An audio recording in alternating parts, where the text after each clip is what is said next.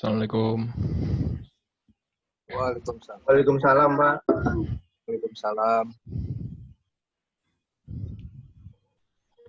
Sehat semua ya? Alhamdulillah sehat. Ya, Pak, sehat. Alhamdulillah. Assalamualaikum Mbak Arya. Waalaikumsalam.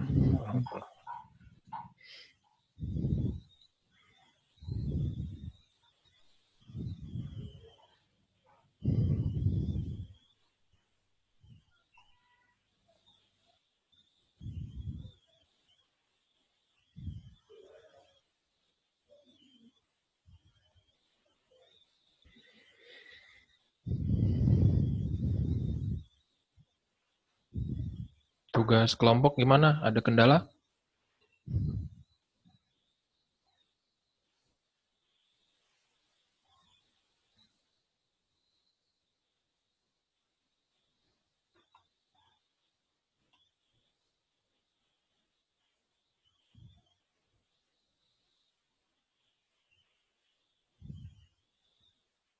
Sejauh ini masih bisa dihandle sih Pak, belum ada kendala yang terlalu serius.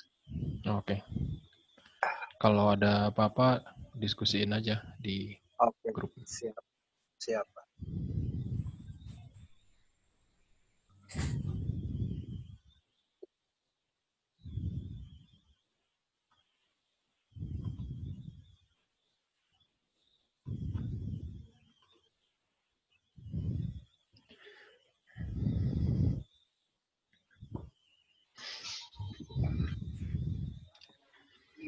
Nah, yang kemarin saya posting artikel filter itu, saya kan sekarang ada 2 kelas image processing. Yang kelas ini saya beri tugas tanpa ujian. Yang kelas satunya ada ujiannya, meskipun tugasnya hanya review gitu. Nah, saya sama-sama berikan saya berikan artikel itu ke 2 grup ini. Ternyata yang merespon grup yang nggak dapat tugas, yang dapat ujian gitu. Hanya memang materi ujiannya, salah satu dari materi ujian itu soal filtering. Jadi memang agak tidak bisa disimpulkan juga sebenarnya. Rencana saya memang ingin membangun feeling tentang apa yang bisa dilakukan sebagai bahan penelitian, sebagai bahan tesis, sehingga saya treatment kelas ini dengan tugas supaya benar-benar punya pengalaman real, sehingga nanti pada saat mau ngajuin proposal tuh udah kebayang lah. Oh, saya bisa ngajuin proposal tesis seperti ini. Ini kita belum bahas metode penelitian ya, dari sisi teknisnya aja, dari sisi bahannya aja. Nah, dari kelas yang saya berikan ujian, ternyata ada satu yang merespon. Memang harusnya di kelas itu lebih banyak yang merespon karena mereka mengalami betul ujian yang ada soal filtering, dan semua sama. Kalau di kelas ini kan tugasnya memang beda-beda ya. Jadi untuk materi filtering bisa saja feeling itu belum kebangun gitu. Nah, karena yang satu udah ngalamin ujian langsung dengan soal yang sama, ada satu yang merespon. Nah, saya lalu berpikir bahwa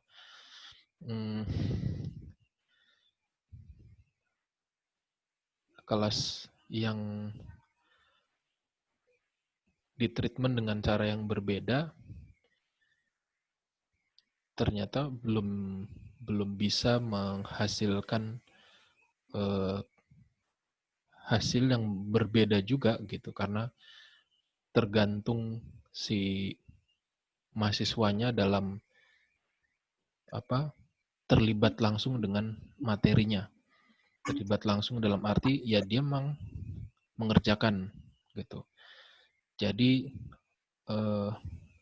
saya sih berharap karena di kelas ini muatan teknisnya lebih banyak,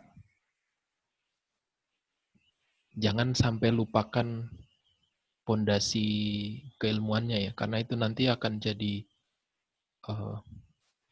bahan untuk latar belakang ketika ditanya, kok kamu ngambil penelitian kayak gini sih gitu. Alasannya apa? Kemudian apa yang jadi masalah yang mau diselesaikan. Itu pondasi keilmuan yang secara teoritis harus dikuasai. Nah, di aspek teknisnya memang saya pikir kelas yang dapat tugas punya pengalaman lebih banyak lah.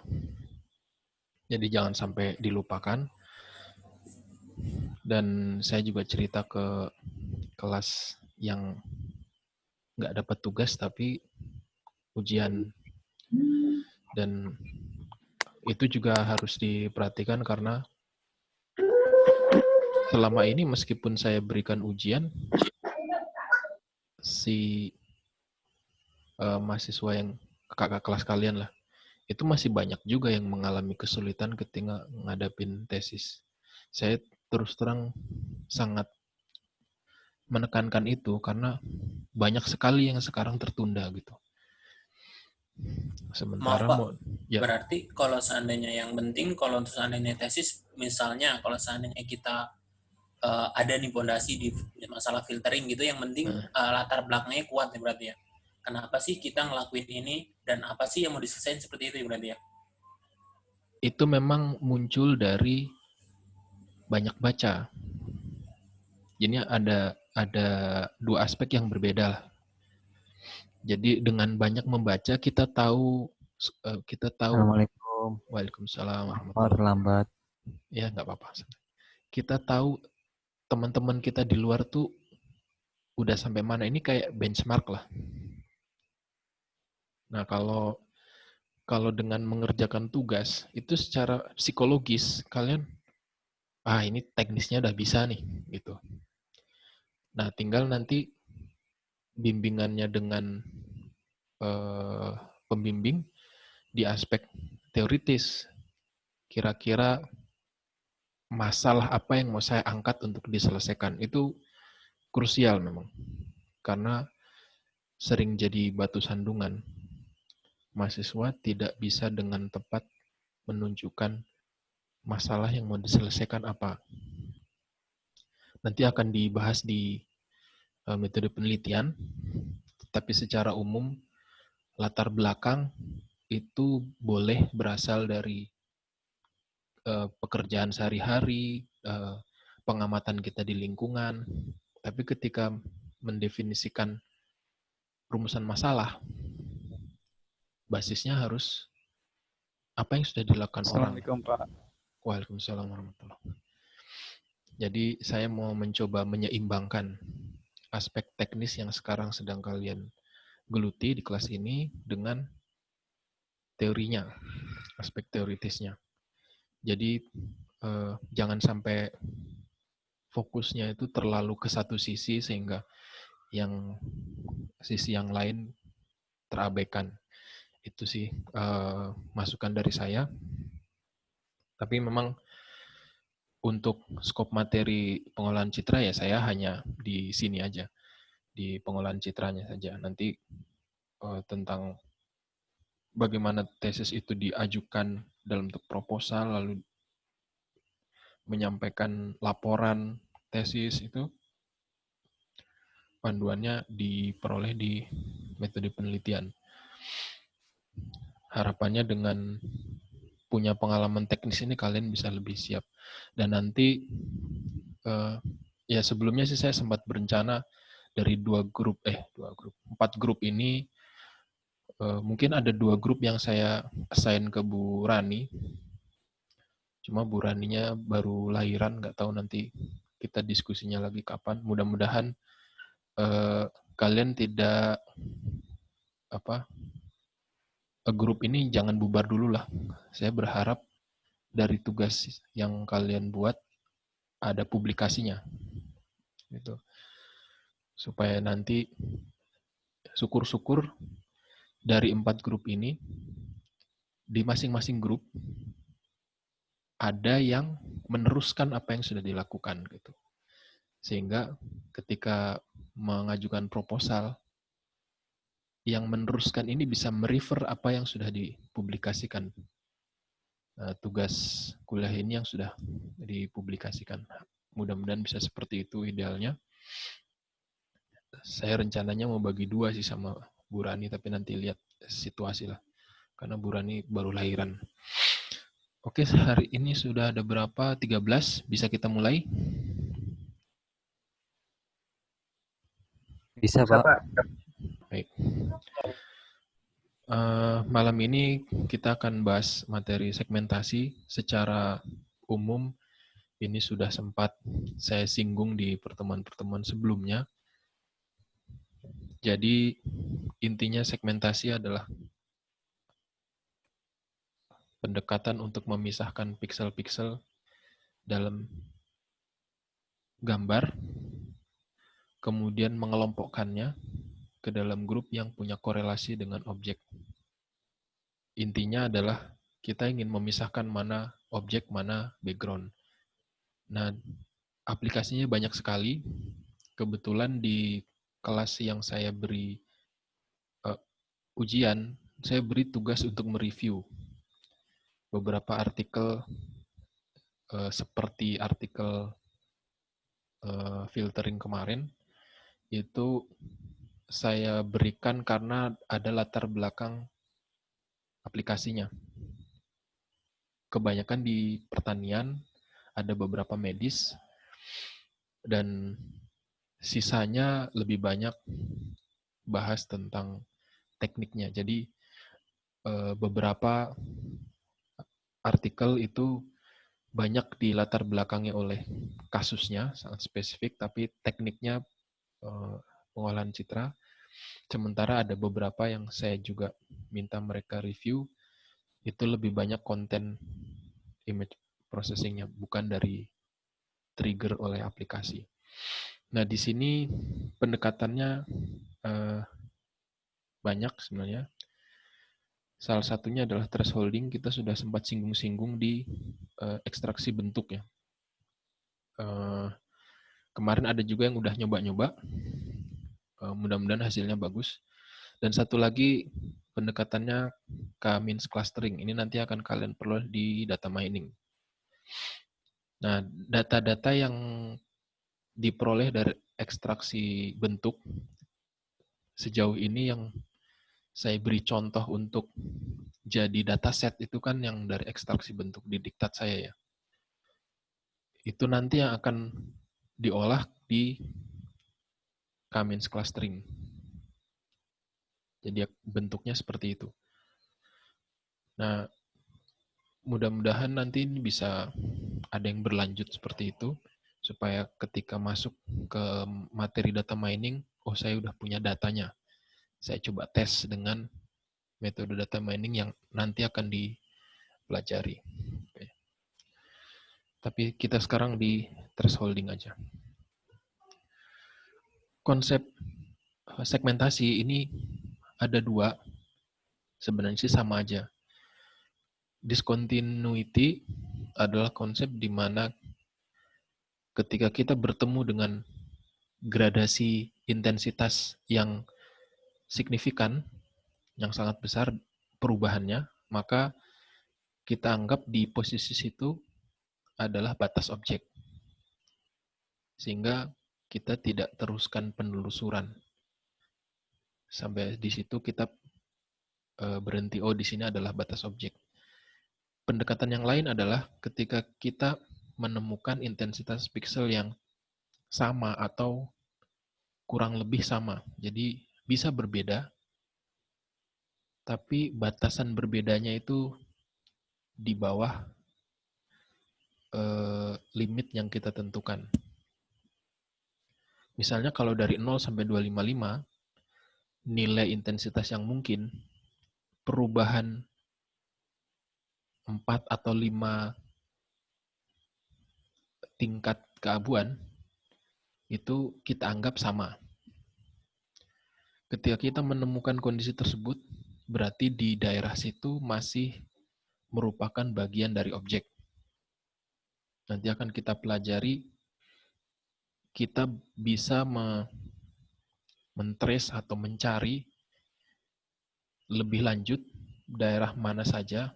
Kita seperti ada di dalam peta gitu ya.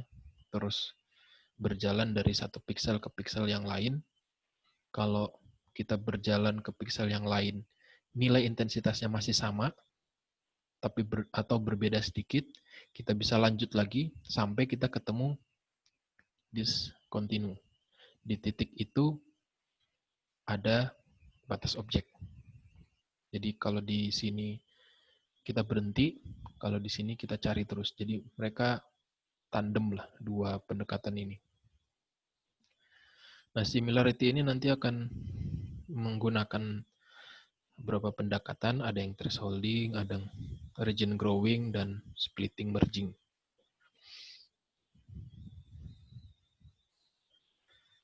Ke thresholding, jadi yang di diktat saya ada ekstraksi fitur bentuk. Saya sampaikan ada perbedaan gambar biner dari metode thresholding yang berbeda. Itu perolehan thresholdingnya seperti ini. Jadi gambar biner itu kita tabulasi histogramnya. Berapa yang, bukan gambar biner ya, gambar grayscale. Ada berapa yang 0, ada berapa yang 1, berapa yang 2, dan seterusnya sampai 255. Nah, kita cari titik seperti ini. Yang di titik ini dia memisahkan dua grup.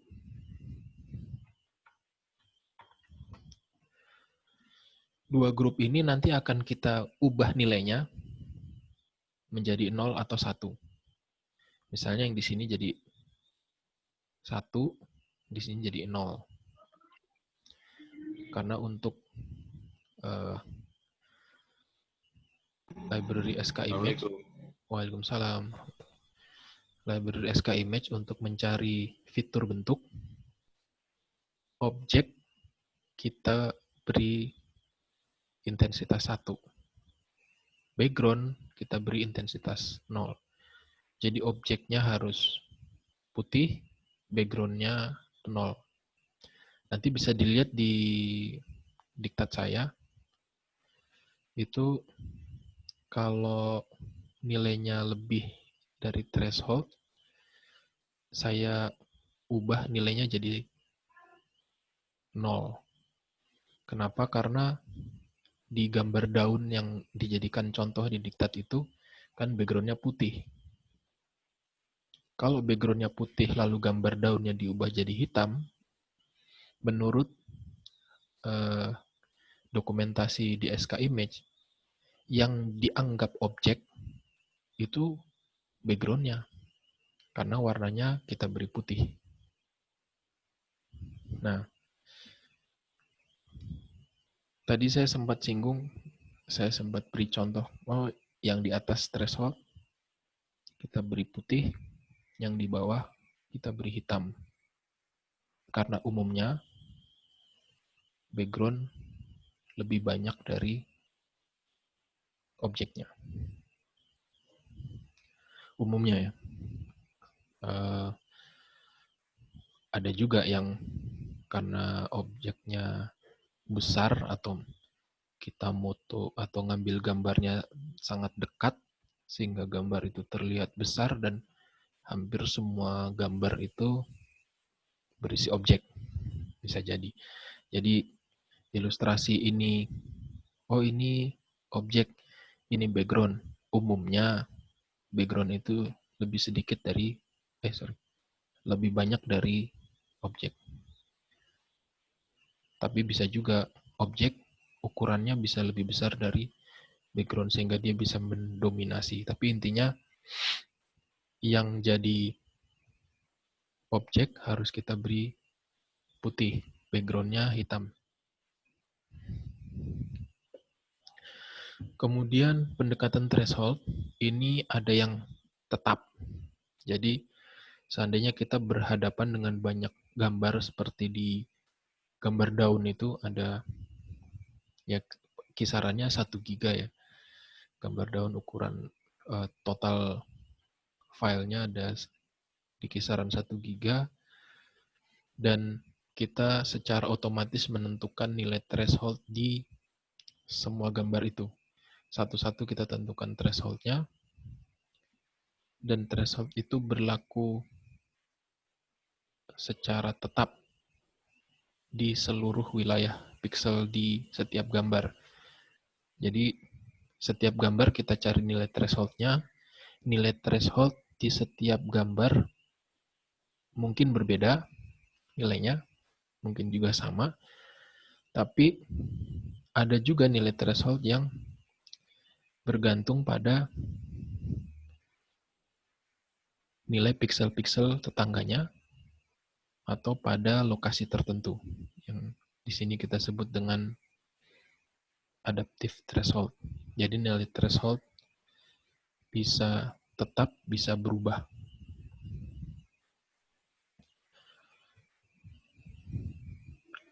Ini formulanya. Secara umum, jika lebih besar dari threshold, dia kita beri 1 atau putih. Jika lebih kecil dari threshold, kita beri 0 atau hitam. Basisnya ini. Setelah kita tabulasi, kita buat histogramnya. Oh, di titik inilah dua grup ini terpisah. Nah, itu sebabnya threshold selalu bekerja pada grayscale. Kalau yang kita inputkan RGB, ya dia akan mencari threshold di tiap-tiap kanal warna. Jadi nilai threshold ini yang kalau lebih dari threshold kita beri 1, kurang dari threshold kita beri 0, nilai T ini bisa berubah. Bisa juga tetap. Nah, yang tetap itu seperti ini. Di satu fungsi, setelah ditentukan threshold-nya, ada satu titik T, dan dia berlaku untuk seluruh pixel di dalam gambar itu. Ada juga yang threshold-nya tergantung kondisi tetangganya. Seperti pada saat kita belajar filtering secara spasial, ada matriks kernel atau masking, ada matriks image yang akan kita filter. Nah, matriks image yang mau dilihat threshold-nya itu kita bagi secara lokal mengikuti matriks kernel atau masking. Jadi kita tentukan definisi tetangganya lah. Tetangganya itu dalam rentang entah radius, entah kalau filternya berbentuk lingkaran ya radius, kalau berbentuk segi 4 panjang lebarnya seperti yang disampaikan di materi filtering. Yang penting ukurannya ganjil supaya ketemu titik tengah. Ada juga yang sifatnya adaptif. Gambar kita bagi fix dalam beberapa bagian. Bagi 4, dibagi 9, dan seterusnya. Di setiap bagian itu punya nilai threshold masing-masing. Sehingga untuk satu gambar bisa punya beberapa nilai threshold. Itu sebabnya nilai threshold untuk satu gambar itu bisa berbeda-beda. Yang ini yang tetap untuk satu gambar. Sementara yang 3 dan 4 bisa berbeda. Jadi satu gambar bisa punya lebih dari satu threshold. Ini contoh, kita punya gambar seperti ini, objek, jumlah pixel yang merepresentasikan objek jauh lebih kecil dari jumlah background, jumlah pixel yang merepresentasi background. Sehingga kalau dibuat histogramnya seperti ini, ada lebih banyak pixel, ini bisa dilihat dari jumlah atau peak-nya. Ada lebih banyak pixel yang berada di daerah intensitas besar, mendekati 255. Sementara ada sedikit yang di intensitas rendah. Setelah kita tentukan nilai threshold-nya, ini bayangan-bayangan hilang di sini. Yang ini kita anggap sebagai background.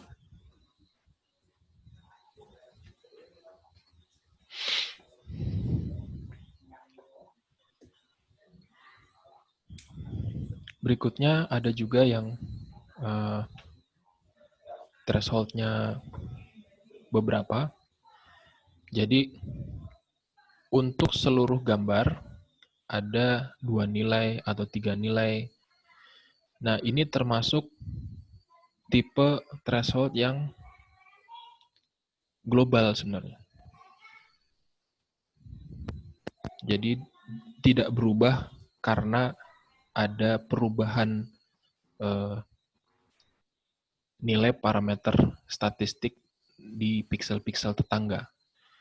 Kalau berubahnya seperti itu, maka satu gambar bisa punya beberapa nilai threshold, tapi bukan yang seperti ini. Kalau ini, dia statis. Memang dalam satu gambar itu ada 2 threshold, karena ada 2 titik yang bisa memisahkan histogram ini. Nah, ini mungkin pernah dicoba di kelompok yang menggunakan watershed, kalau nggak salah kelompok 1 ya. Itu kan Iya betul, Pak.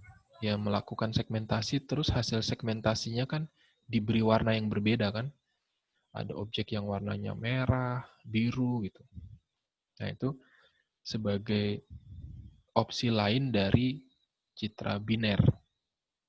Nah, kalau gambar yang kita segmentasi itu punya beberapa objek yang kita beri warna yang berbeda, maka untuk menentukan fitur bentuk, region prop, fungsi region prop yang ada di library skimage itu akan bekerja di masing-masing objek. Kok dia tahu ada beberapa objek? Karena intensitas pixel-pixelnya berbeda. Berbeda dengan pola tertentu ya. Jadi ada satu daerah ngeblok itu merah, satu daerah ngeblok biru misalnya. Kalau gambar real kan mungkin bisa ada gradasinya. Kalau ini satu daerah itu sama semua warnanya. Nah, itu ditentukan dari sini.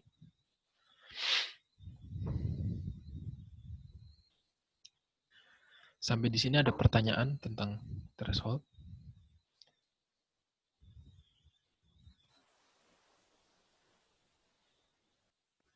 Belum ada ya? Belum, Pak. Oke. Jadi intinya threshold itu diperoleh dari histogram. Kemudian kita lihat pengaruh noise dalam segmentasi.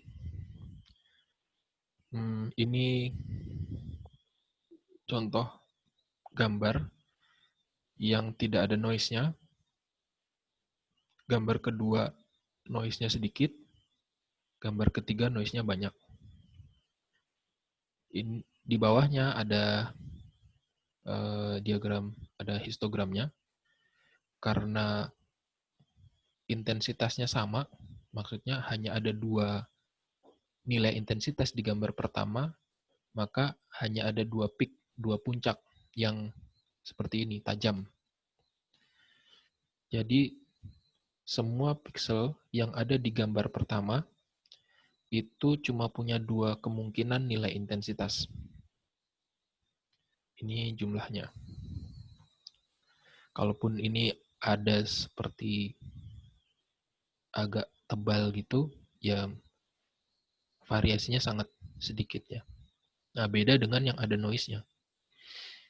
Bentuk histogramnya udah mulai melebar. Karena ada piksel-piksel lain yang nilai intensitasnya berubah karena ada noise tadi. Tapi kita masih bisa menentukan nilai threshold. Nah, yang susah di gambar ketiga. Karena noise membuat profil histogram jadi seperti ini. Nah, kalau profil histogramnya seperti ini, susah kita menentukan threshold. Ini seperti satu objek, gitu. Tidak ada titik di mana nilai intensitas piksel-piksel di dalam gambar itu berbeda seperti di sini. Kalau di sini kita tetap bisa lihat, oh 127 ini batasnya. Kurang dari 127, kita kasih hitam. Lebih dari 127, jadi putih. Gitu. Nah, ini yang susah.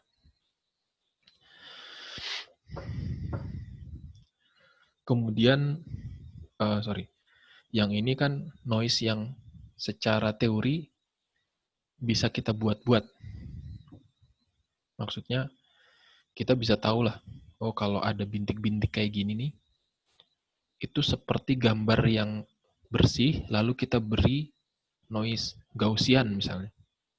Atau kita beri noise salt and pepper. Kemudian ini contoh gambar yang noise-nya disebabkan karena pencahayaan. Jadi seperti ini. Kemudian di bawahnya adalah profil histogramnya. Nah, yang sulit adalah di gambar kedua. Karena profilnya seperti ini. Meskipun sekilas ada dua lembah di sini, sangat kecil.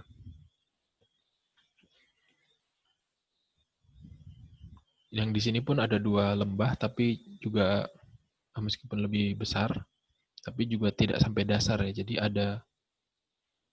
ada intersection lah, di mana kita sulit membedakan di titik ini, dia sebenarnya masuk anggota yang kiri atau anggota yang kanan. Kalau yang seperti ini kan gampang. Nah, untuk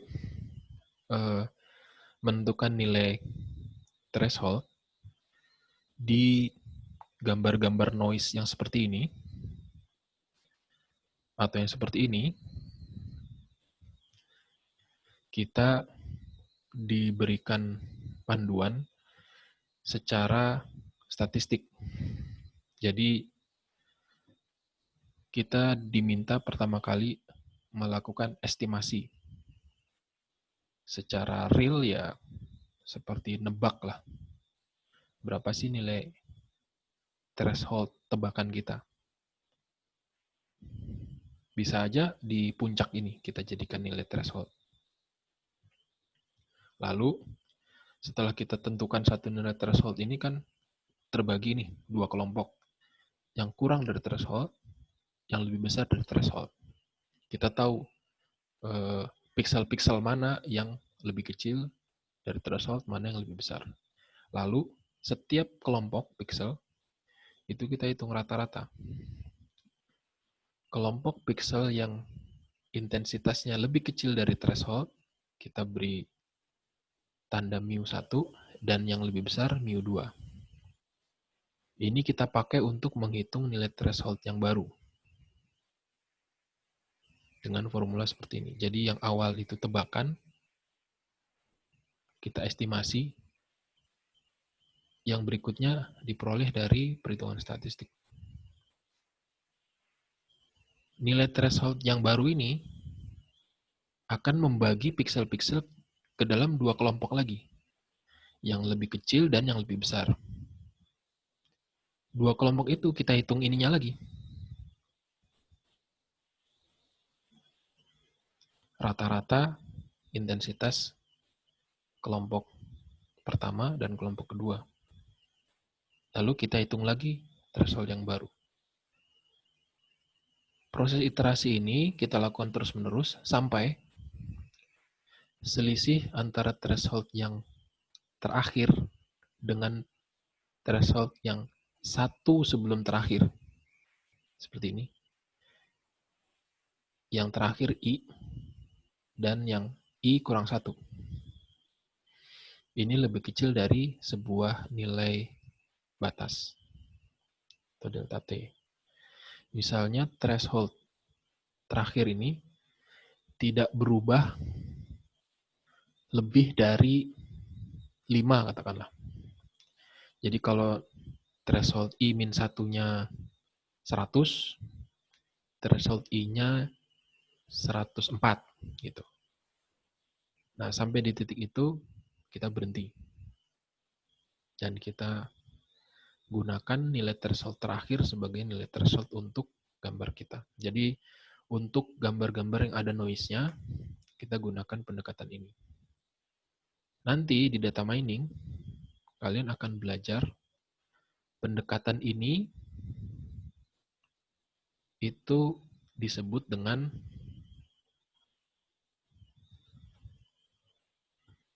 K-means clustering. Jadi K-means clustering itu punya algoritma yang seperti ini. Nah, kalau sempat baca makalahnya Burani yang pengenalan gambar bunga itu, dia menggunakan K-means clustering sebagai basis segmentasi, ya perhitungan seperti ini. Dan nilai threshold pada akhirnya akan berlaku untuk seluruh gambar.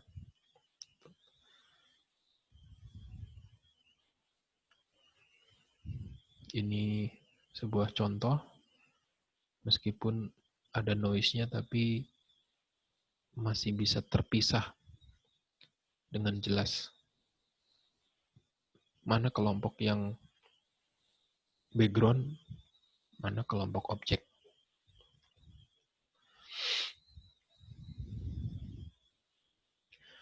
Kemudian ini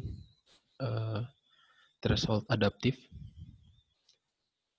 Jadi gambar kita bagi menjadi beberapa region, lalu kita tetapkan satu nilai threshold statis yang tidak berubah, tapi hanya berlaku di daerah sini aja, daerah masing-masing lah. Nah, kalau tidak kita bagi, gambar yang ada noise-nya ini ketika di threshold jadi seperti ini. Ada wilayah yang masuk kelompok putih. Sehingga di sini kita nggak tahu batasnya yang mana. Nah, kalau dengan yang di sini kita bisa tentukan threshold-nya sesuai dengan daerah-daerahnya. Tapi kelemahannya adalah di beberapa daerah tertentu muncul pola seperti ini. Karena dia dipisahkan di daerah sini saja, maka terbentuk segmentasi yang seperti ini. Ya, ini lebih kurang. Ada setiap metode pasti ada lebih dan kurangnya. Kalau di sini bisa bersih, tapi yang ini sisi sebelah kanan malah nggak kelihatan. Di sini yang semua sisi batas nyaris jelas, tapi ternyata muncul pola lain di tengahnya. Tapi intinya yang adaptive thresholding adalah ada thresholding yang ditreatment pada setiap region ini.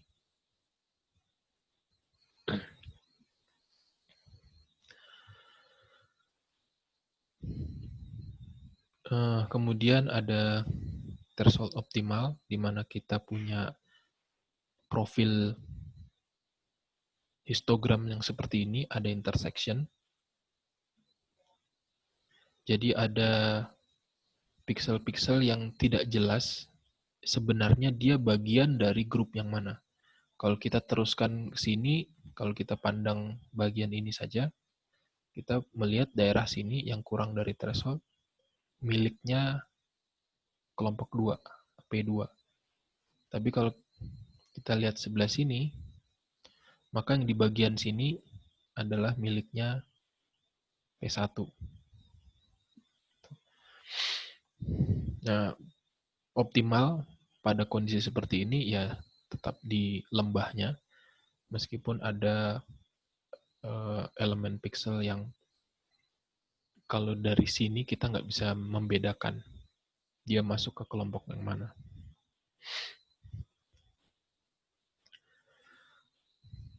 Kemudian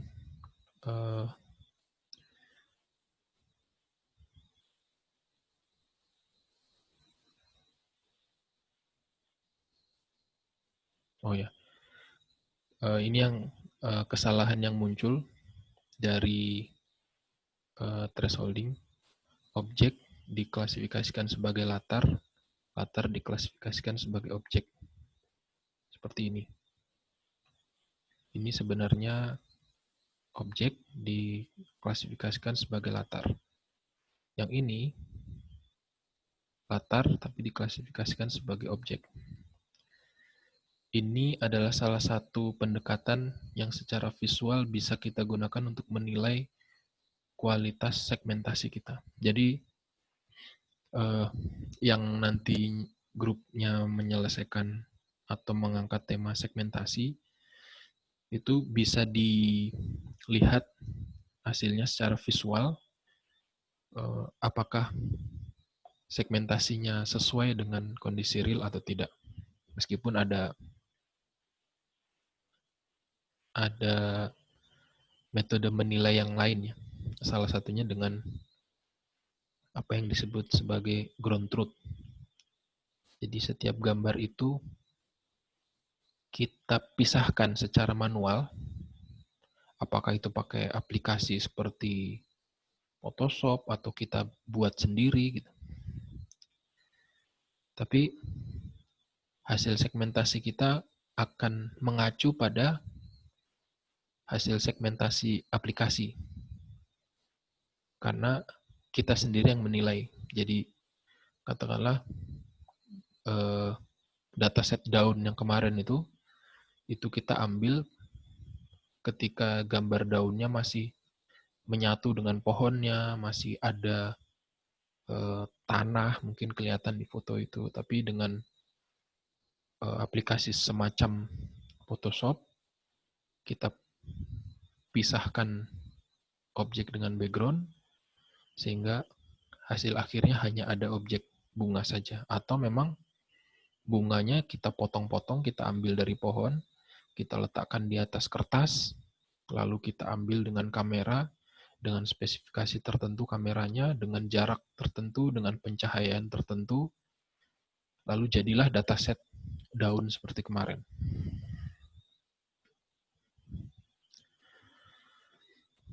Nah, itu bisa kita gunakan untuk menilai seperti apa sih hasil segmentasi kita. Nah, untuk kondisi di mana batas objek dan background ini tidak jelas, seperti ini, sehingga peluang terjadinya kesalahan itu cukup besar, maka kita bisa lakukan pendekatan optimasi seperti ini. Yang optimasi itu kan punya teman di sudut atau di sisi yang berbeda, yaitu minimize.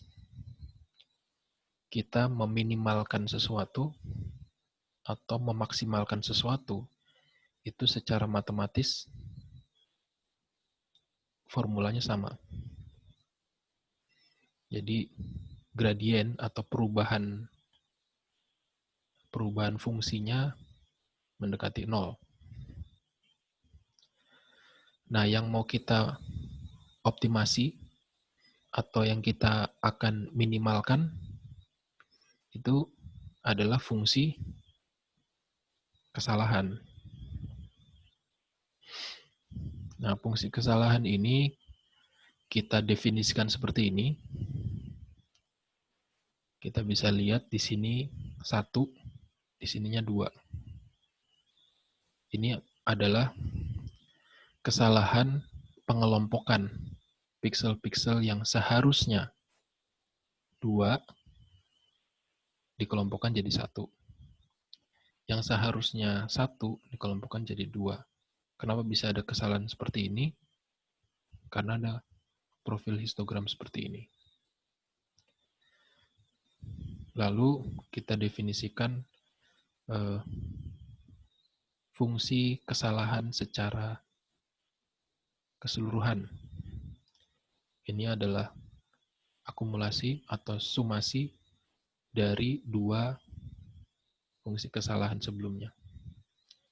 Fungsi kesalahan mengelompokkan piksel objek sebagai background, dan fungsi kesalahan mengelompokkan piksel background sebagai objek.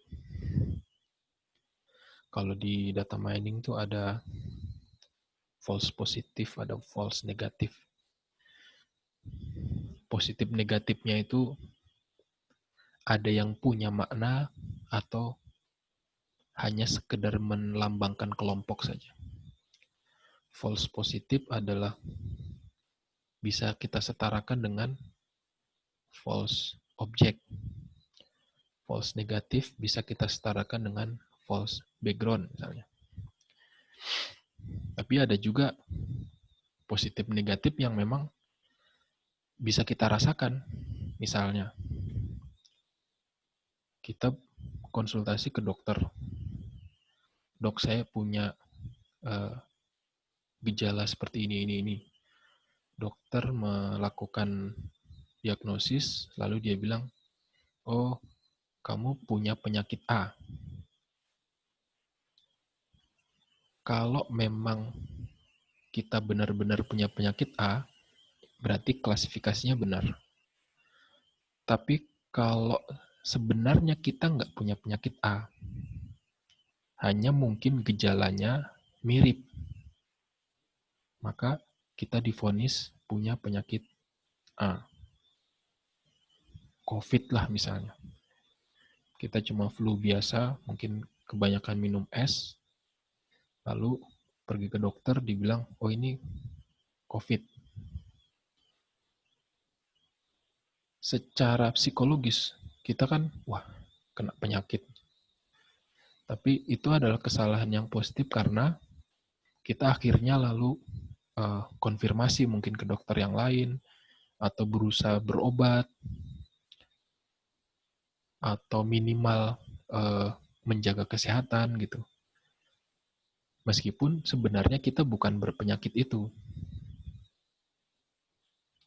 Nah, itu adalah kesalahan yang positif.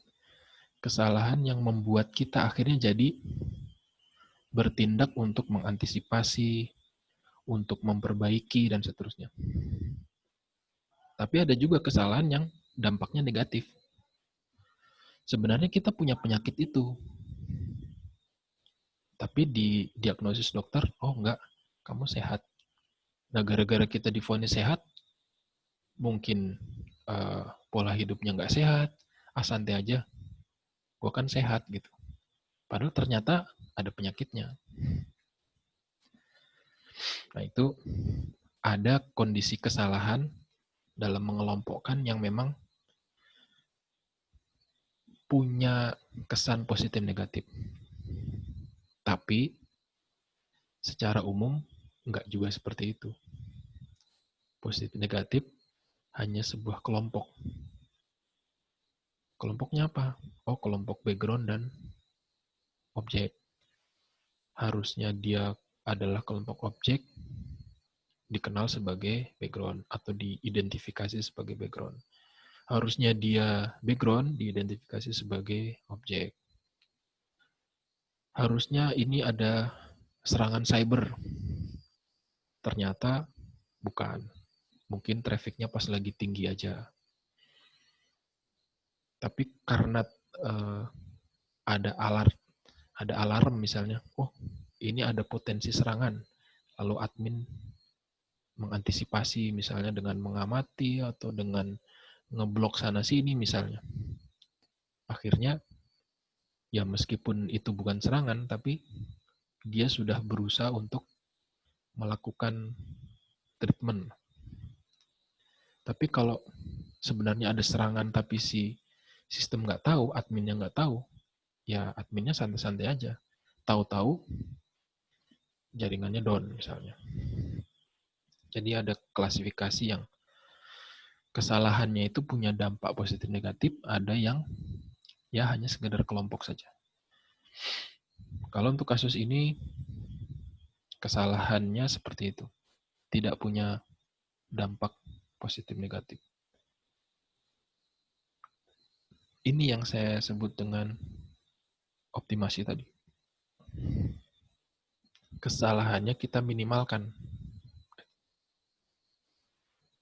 Kesalahan yang minimal itu secara matematis hasilnya sama dengan 0. Ini gradiennya. Ini kan fungsi kesalahan yang ada di sini.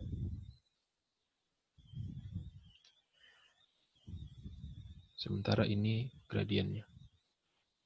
Fungsi kesalahan terhadap perubahan nilai threshold. Jadi kalau nilai thresholdnya berubah, kesalahannya berubah nggak?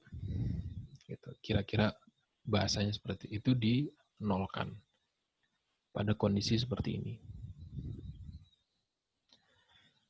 Tapi itu fisisnya aja ya. Nanti secara praktis ya ini kita kembalikan ke library-nya. Apapun itu, SKImage atau MATLAB atau apapun. Nah ini pendekatan menentukan threshold ketika gambar kita ada noise-nya atau gambar kita memang susah untuk disegmentasi secara utuh.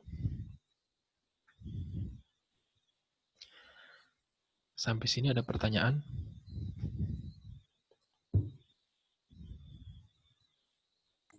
Belum ada, Pak. Oke, alhamdulillah. Baik, kita lanjutkan.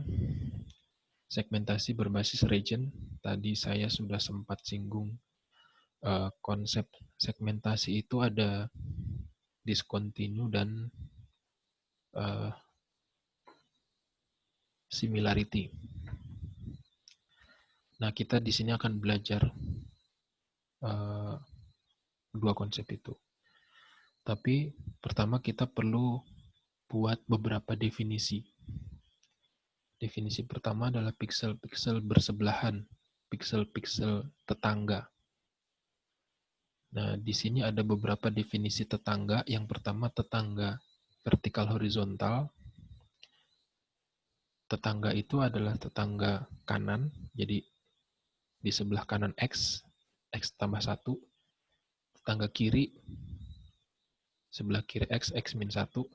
Tetangga atas, Y plus 1. Tetangga bawah, Y min 1. Jadi atas bawah kiri kanan. Kemudian ada juga arah diagonal. Ini sudut 45 ya. X plus 1, Y plus 1. Kanan atas. X plus 1, Y min 1. Ini kanan bawah. X min 1, Y plus 1. Kiri atas. X min 1, Y min 1. Kiri bawah. Disebut dengan ND. Tetangga diagonal. Kalau ini N4. Atas bawah kiri kanan. Dan gabungannya N8. Atas bawah kiri kanan dan diagonalnya. Nah, piksel bersebelahan ada yang berada di luar citra atau di luar batas, ada yang di dalam batas. Nanti kita harus gabungkan syarat ini, syarat similarity ini dengan intensitas. Jadi bisa saja secara tetangga, ya dia berdekatan. Apakah berdekatan atas bawah kiri kanan atau atas bawah diagonal. Tapi karena intensitasnya berbeda secara signifikan, dia tidak lagi dianggap sebagai bagian dari objek. Kemudian ini ada definisi kedekatan. Dari kedekatan ini kita bisa mendefinisikan region dan boundary. Region itu daerahnya, boundary itu batas daerah atau discontinue. Region ini basisnya similarity, boundary basisnya discontinue.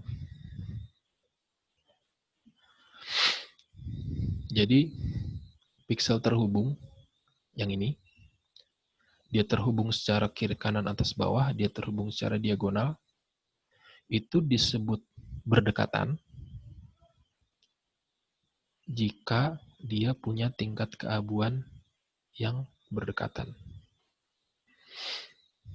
Jadi dua syarat ini harus terpenuhi.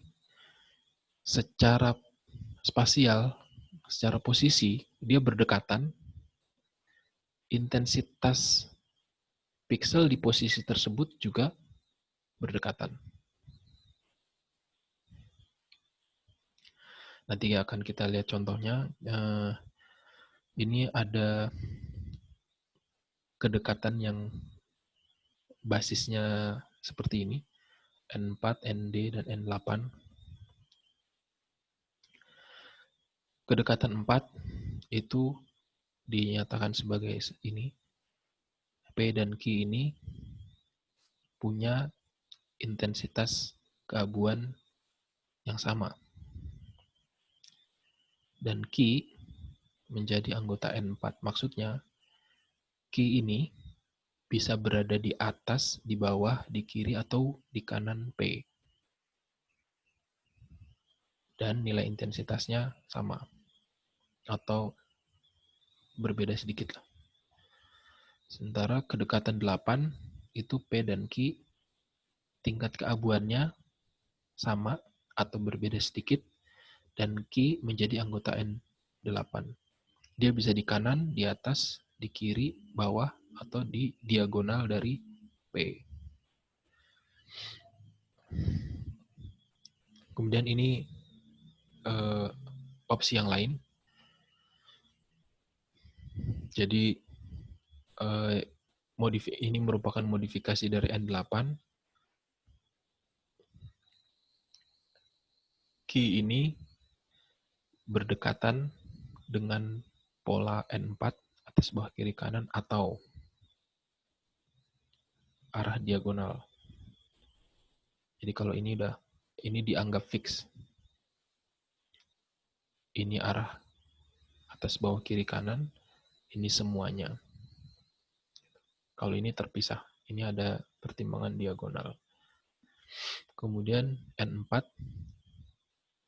itu berbeda dengan N4P, berbeda dengan N4Q.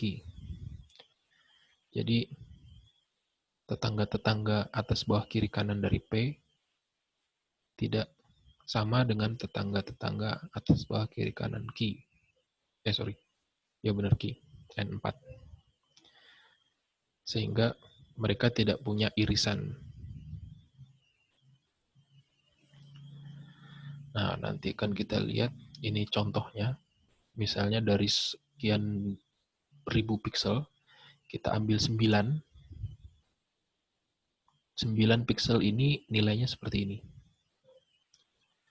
Nah, kalau kita misalnya kita gunakan titik tengah ini sebagai titik acuan,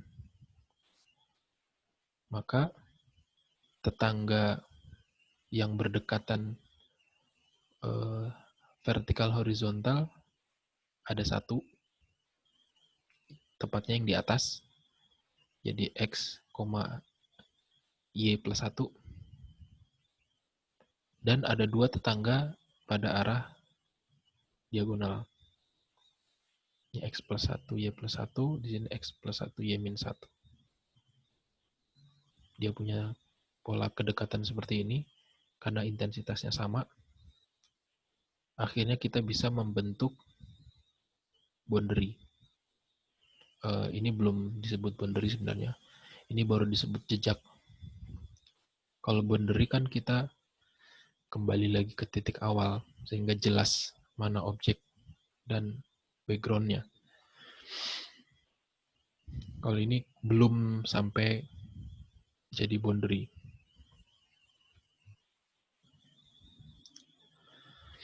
Nah, yang pertama kita lihat adalah path. Ini adalah contoh dari path. Ilustrasinya seperti ini.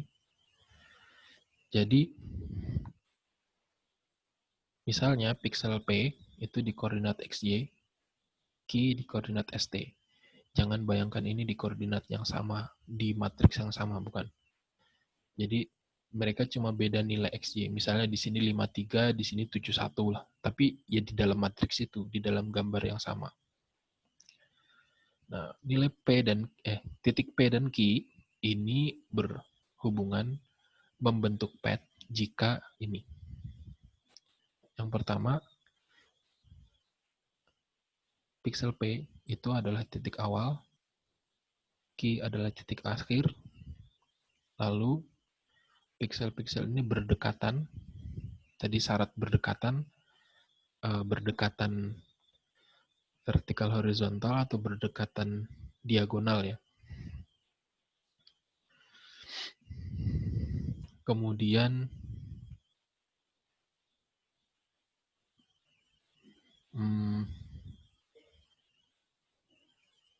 ada semacam bisa kita sebut lompatan atau di sini sebut panjang path lah. Ini sebenarnya jejaknya. Dari sini ke sini satu, dari sini ke sini satu, dari sini ke sini satu. Meskipun secara real panjangnya beda ya. Panjang vertikal horizontal atau dengan diagonal. Diagonal lebih panjang. Tapi ini dianggap sama. Karena ada kriteria kedekatan diagonal. Nah, nanti kalau udah sampai kondisi seperti ini, titik awal itu sama dengan titik akhir. Kita sebut sebagai close path. Dengan close path, maka dia jadi boundary.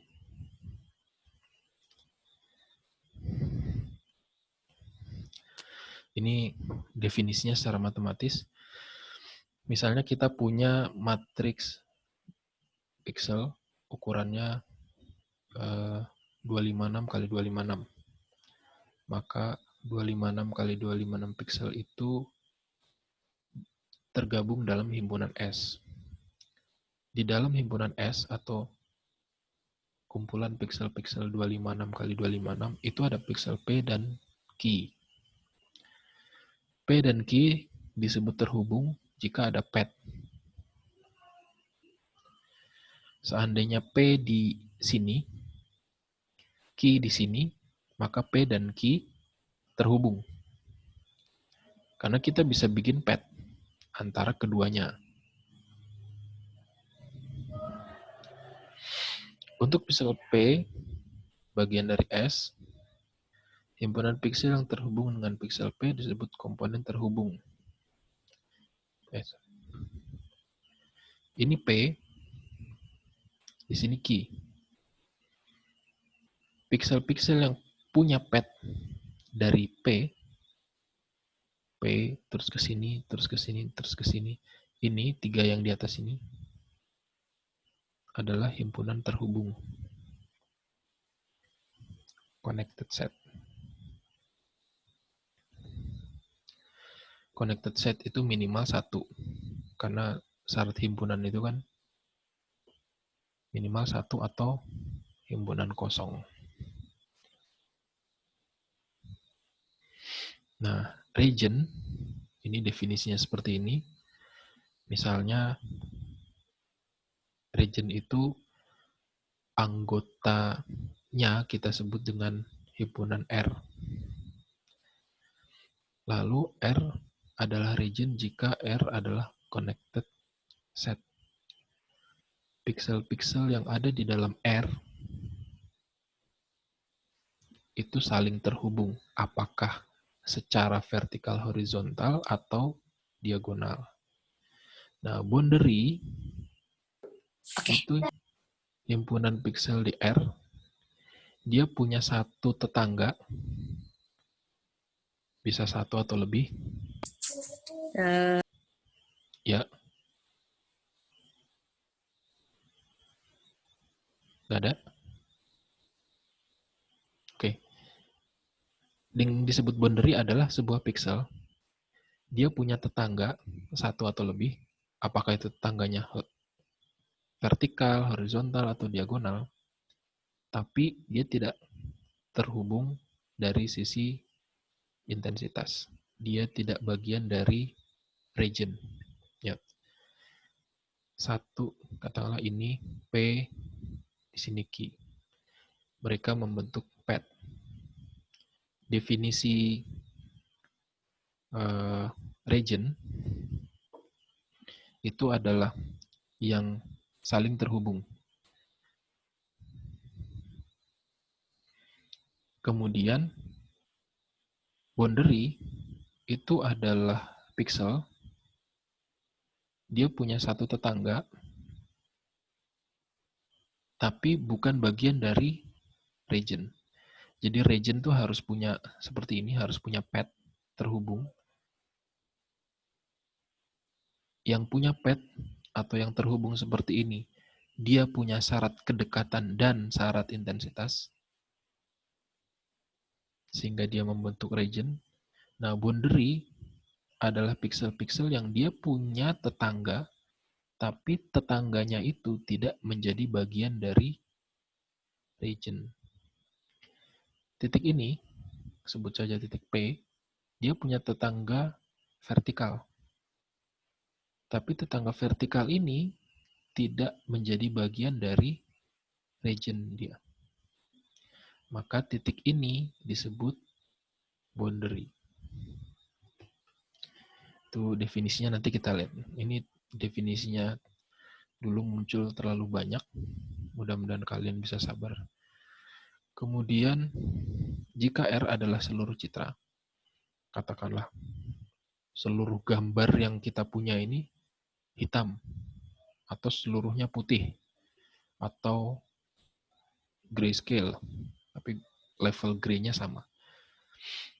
Maka boundary ada di piksel terluar, disebut dengan piksel di baris dan kolom pertama dan terakhir. Baris pertama, kolom pertama, baris terakhir, kolom terakhir. Baris pertama, kolom pertama, baris terakhir, kolom terakhir. Ya itu kan berarti frame-nya gambar ya. Berarti region-nya adalah seluruh gambar kita. Kemudian ini ada definisi jarak. Misalnya kita punya 3 piksel PQZ. Jika jarak P dan Q lebih dari 0, maka mereka adalah titik yang berbeda. Kalau P dan Q jaraknya sama dengan 0, maka mereka adalah titik yang sama. Jarak PQ sama dengan jarak QP, karena jarak memang tidak ada nilai negatif. Itu sebabnya formula jarak, ini seperti formula Pythagoras, itu selalu ada kuadratnya. Atau nanti kalian belajar ada yang pakai absolut. Intinya adalah menghilangkan nilai negatif. Ini disebut jarak Euclidean. Ini kalau di data mining dipakai sebagai kriteria untuk menentukan similarity di clustering. Kemudian jarak dari P ke Z itu sama dengan sumasi. Jarak dari P ke Q, dari Q ke Z. Kemudian ada definisi jarak blok city. Ini kalau matriksnya seperti ini.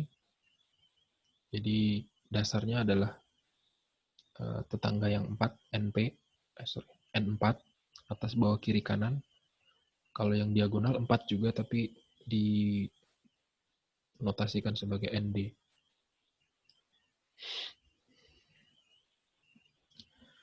D4 ini sama dengan 1 untuk yang memenuhi tetangga 4. Jarak 0 ke 1 sebagai tetangga N4-nya itu 1. Sementara jarak D4 yang coverage areanya seperti ini, formulanya seperti ini. Ini jarak Manhattan. Kalau ini jarak Euclidean. Euclidean itu seperti Pythagoras. Selisih 1 ordinat dikuadratkan, selisih 1 ordinat dikuadratkan, dijumlah, lalu diakar. Nah, karena definisi city block ini seperti ini, maka D4 itu maksimal 2.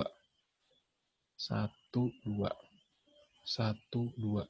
Kalau kemarin kalian sempat lihat matriks kernel dari submodul morfologi yang disebut dengan DIS, maka ini adalah DIS 2. Bentuknya lingkaran, radiusnya 2. Karena kita tidak bisa menggambar lingkaran dalam matriks. Jadi seperti inilah kita anggap sebagai matriks DIS. Kemudian ini papan catur. Papan kapur. Dia punya jarak N8. Jadi mau jarak atas, bawah, kiri, kanan, atau jarak diagonal itu dianggap 1. Kalau di sini kan hanya jarak atas, bawah, kiri, kanan. Jarak diagonalnya nggak ada. Kalau di sini dianggap sama. Atas, bawah, kiri, kanan. Karena diagonal kan sebenarnya lebih panjang. Di konsep ini dianggap sama. Sehingga jarak dari 0 ke titik sini terluar, atau 0 ke sudut, itu dianggap sama. Dan karena dianggap sama itu, di sini pakai fungsi max. Mana yang lebih besar? Jarak diagonalkah? Jarak seperti ini atau yang ini?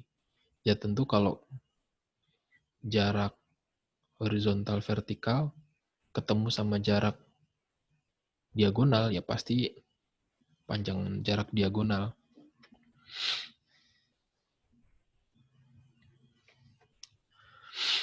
Kemudian ini juga definisi sebenarnya. Jadi misalnya kita punya beberapa region yang diberi indeks 1 sampai N. Lalu kita ingin melihat apakah mereka terhubung. Jika region 1 sampai N ini bagian dari R itu terhubung, maka ada piksel-piksel yang menjadi anggota di lebih dari satu region. Jadi ada piksel yang jadi anggota RI, ada juga sebagai anggota RJ. Nah, kalau kondisinya kayak gini, ini tidak ada, maksudnya himpunan kosong. Piksel-piksel yang menjadi anggota region I tidak ada yang menjadi anggota region J. Nah, kalau misalnya ada di kelas ini yang menjadi peserta mata kuliah di kelas yang lain, maka ada koneksi. Fisisnya seperti itu. Tapi kalau kelas ini benar-benar terpisah, di mata kuliah apapun, ya isinya hanya kelas ini saja, tidak dicampur dengan yang lain. Dan kalian juga tidak mencampurkan diri dengan kelas yang lain. Itu berarti tidak ada yang sama.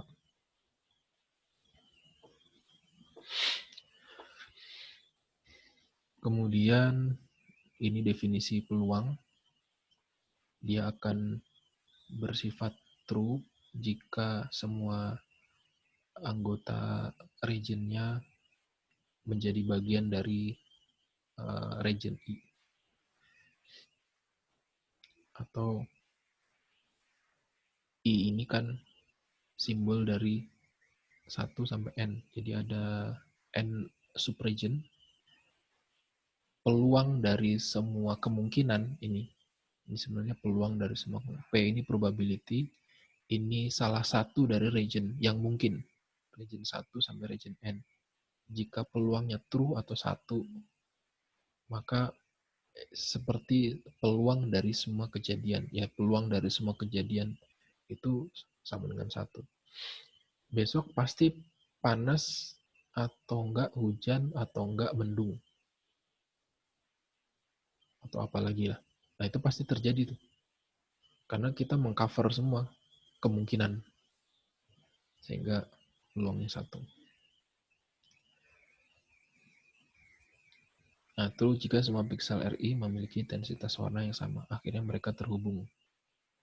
Sementara kalau tidak, ya false.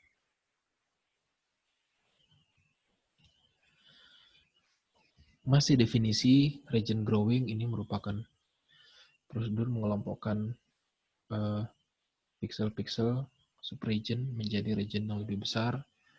Pendekatannya similarity, agregasi piksel semakin besar. Terus pendekatan ini baik digunakan untuk citra yang memiliki noise jika dibanding dengan untuk deteksi tepi. Jadi region growing ini lebih baik digunakan untuk citra yang memiliki noise daripada kita melakukan segmentasi dengan pendekatan deteksi tepi. Deteksi tepi kemarin kan ada yang pakai Genie misalnya itu. Nah, untuk image yang ada noise-nya, lebih baik menggunakan pendekatan region growing untuk segmentasi. Ini adalah ilustrasi gambar foto ronsen. Ya. Umumnya ini adalah gambar cacat logam. Cacat apakah karena ada korosi atau ada bekas las-lasan atau ada retak di situ. Jadi logamnya nggak mulus seperti awal. Kemudian kita ingin memisahkan bagian retaknya dengan yang bukan retaknya. Sementara kalau dari gambar ronsen itu ada daerah-daerah yang seperti inilah. Ya kalau pernah melihat foto ronsen kan ada yang mulus, itu menggambarkan daerah tulang atau yang tidak bisa ditembus ronsen. Ada juga yang agak gelap yang bisa ditembus. Ini hasil histogramnya. Ini gambar biner berbasis histogram ini. Kemudian di setiap daerah yang diidentifikasi sebagai objek, kita bangun kedekatannya. Sementara ini adalah negatif. Ini berkebalikan di gambar ini. Sehingga kalau dibuat histogramnya juga kebalik polanya. Yang ini banyak di kanan, ini banyak di kiri. Nyaris sama persis profilnya, cuma terbalik aja. Kemudian ini threshold yang terbentuk. Dari sini ada 3 daerah. Hitam, terus ada silver, abu-abu, sama putih. Kemudian region growing-nya kita buat di daerah yang putih ini. Oke. Nah, nanti di sisi ini kita anggap background, lalu kita inverse nilainya. Jadi yang ini putih sebagai objek, sisanya background.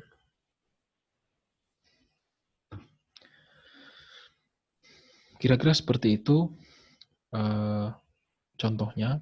Semua berbasis dari definisi kedekatan, apakah dekat dalam kriteria atas, bawah, kiri, kanan, atau diagonal, atau gabungannya. Lalu basis bahwa kedekatan itu jika nilai intensitasnya juga sama, maka mereka bisa membentuk pad. Pad itu kalau ditelusuri terus bisa membentuk region. Kemudian daerah dari region yang punya tetangga tapi bukan bagian dari region adalah boundary. Maka kita bisa sampai pada metode region growing seperti ini. Nah, sampai sini ada yang mau ditanyakan?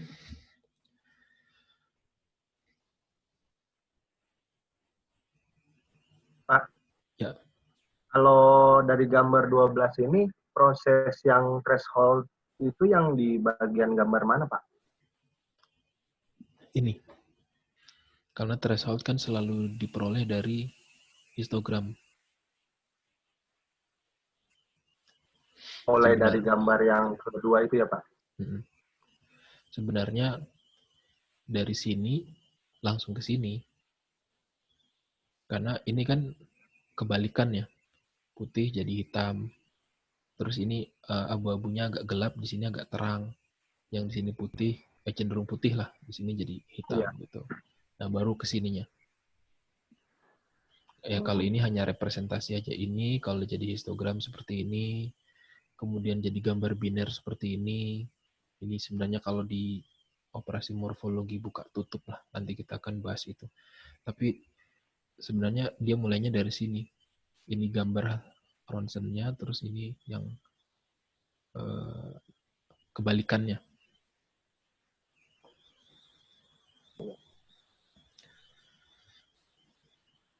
Jadi artinya kalau untuk proses threshold ini sebenarnya itu metode yang buat misahin antara objek dengan background gitu ya, Pak? Iya. Tapi melalui proses biner dulu pastinya.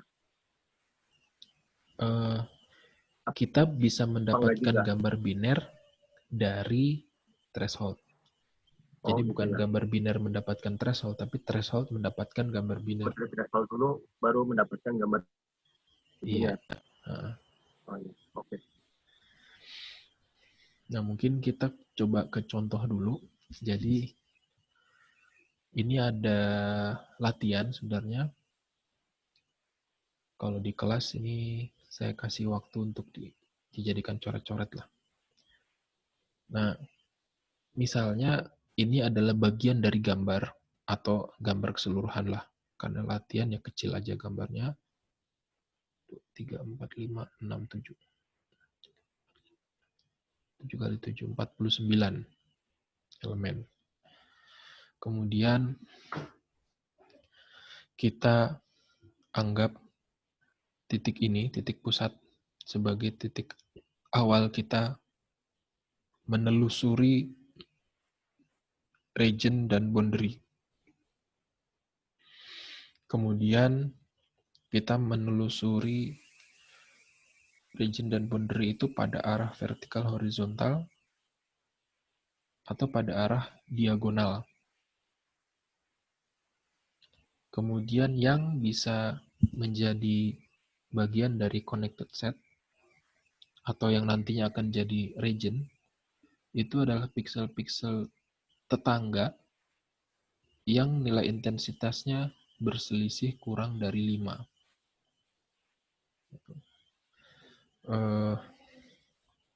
Saya coba contoh yang bisa diedit.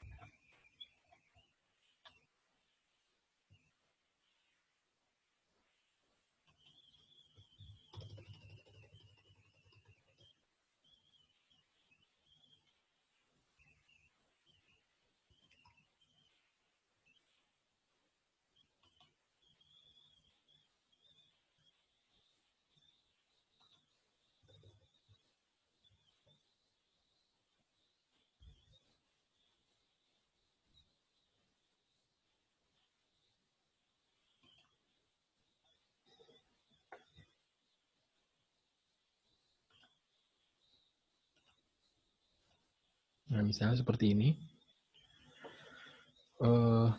Kita ambil sembarang titik lah sebagai ilustrasi. Misalnya titik ini sebagai titik inisial kita bergerak.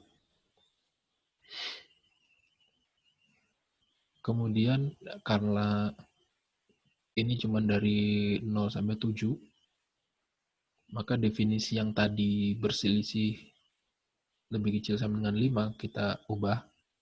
Misalnya D lebih kecil sama dengan 1. Maksudnya kita anggap titik-titik yang bersebelahan itu adalah titik-titik yang bagian dari himpunan connected set. Jika selisih intensitas piksel-piksel tetanggaan tadi sama dengan atau kurang dari 1. Nah, tadi dari sini ya. Saya mulai dengan merah. Nah, kita mulai dari sini. Titik ini punya tetangga pada arah vertikal horizontal yang ini. Saya buat kuning misalnya.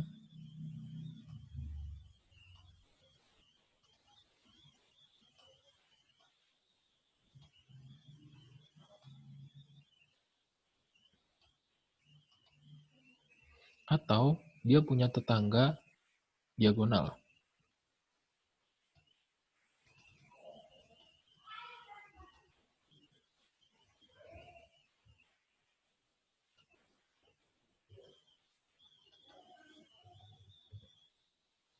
Nah, mereka adalah tetangga dari titik 2 ini, tapi titik-titik tetangga ini disebut sebagai himpunan terhubung jika selisih nilai intensitasnya kita definisikan lebih kecil sama dengan 1. Sehingga yang bisa menjadi himpunan tetangga dari 2 ini, himpunan terhubung, jadi bukan sekedar tetangga, itu yang 1 dan 1 atau 0, 1, 2. Tergantung kita ingin melihat tetangga di arah mana. Oke. Misalnya, kita hanya ingin melihat tetangga di arah vertikal horizontal. Seperti definisi ini. Dilakukan pada arah vertikal dan horizontal ketika selisih nilai intensitasnya. Kalau di kasus tadi kurang sama dengan 1. pada arah vertikal atau horizontal, kita tidak mempertimbangkan diagonal. Nah, yang memenuhi persyaratan itu hanya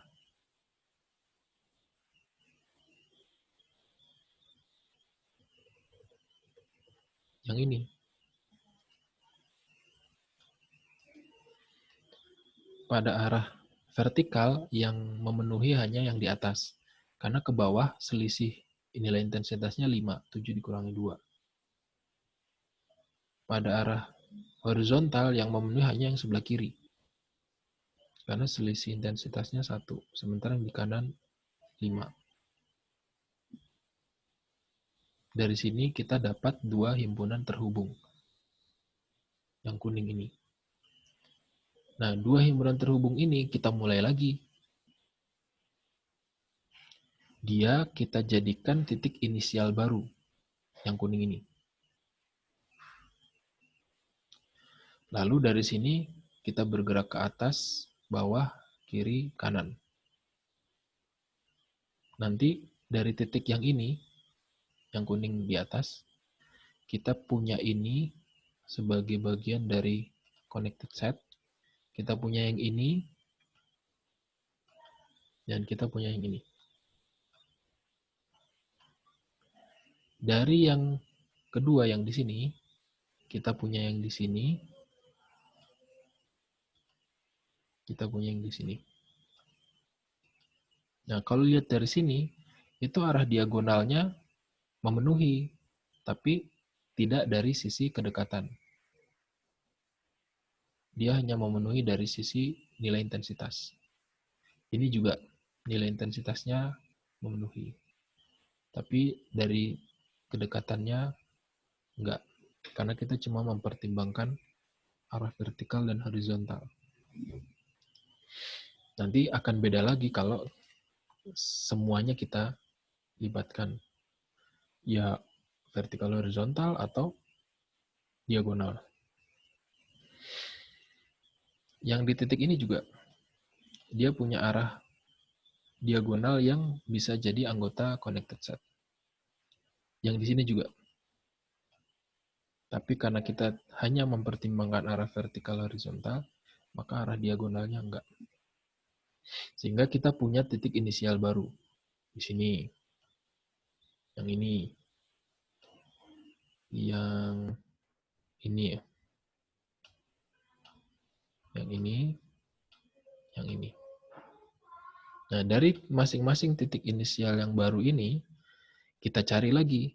Dia akan kita jadikan titik inisial yang baru.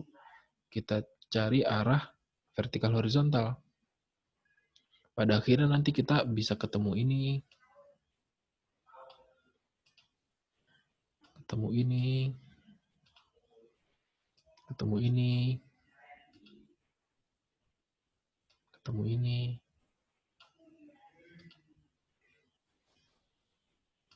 Ketemu ini.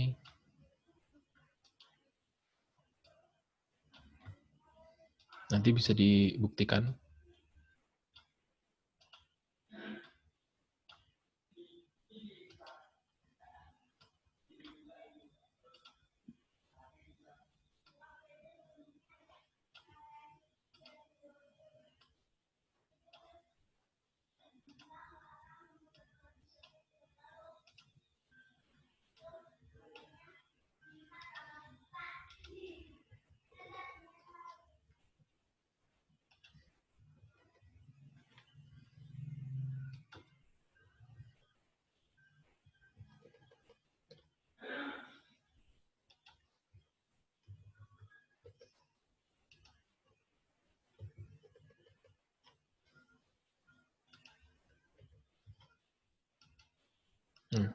Nanti bisa dibuktikan lah. Apa ya sih?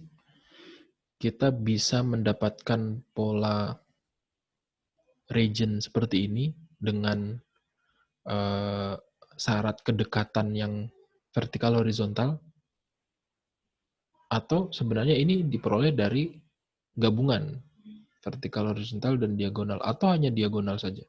Tapi caranya seperti tadi, kita runut satu-satu. Vertikalnya selisih kurang atau sama dengan 1 atau enggak. Horizontalnya selisih kurang atau sama dengan 1 enggak. Terus kita runut. Tapi secara visual kita bisa menerima bahwa kita akan ketemu region seperti ini. Karena memang nilai intensitasnya jadi kebentuk seperti ini. Jadi yang nggak berwarna kuning, ya tentu selain yang titik inisial. Yang nggak berwarna kuning memang nilai intensitasnya beda sendiri gitu. Nah, mungkin nanti yang akan jadi kendala ada di sini. Karena ini berselisih 2, ini berselisih 2. Tapi ini sama. Ini, ini 2 ini sama.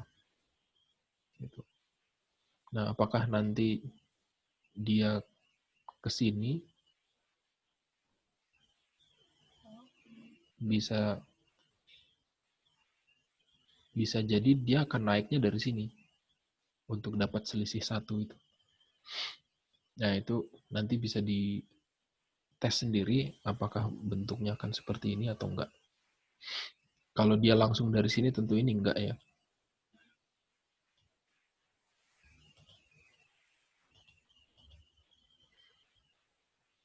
Tapi kalau dia berangkatnya dari sini, bisa jadi.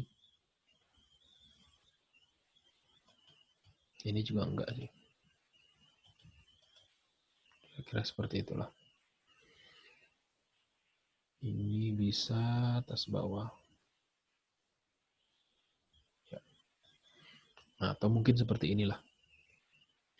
Tapi kalau misalnya kita tidak mempertimbangkan diagonal, mungkin ini juga enggak ya. Tapi nanti bisa dicek. Silahkan dicek buat nyoba-nyoba aja, karena ini juga enggak banyak. Ini berapa ini? 1, 2, 3, 4, 5, 6, 7, 8, 9, 10. 10 kali 10 nih kayaknya. Enggak terlalu banyak lah. Tapi dengan pola ini pun kita juga masih bisa menerima lah. Masuk akal gitu kalau ini jadi region tertentu. Sementara yang kuning jadi region yang lain. Bisa jadi ini adalah objek, bentuknya seperti ini juga ada objek, sisanya background.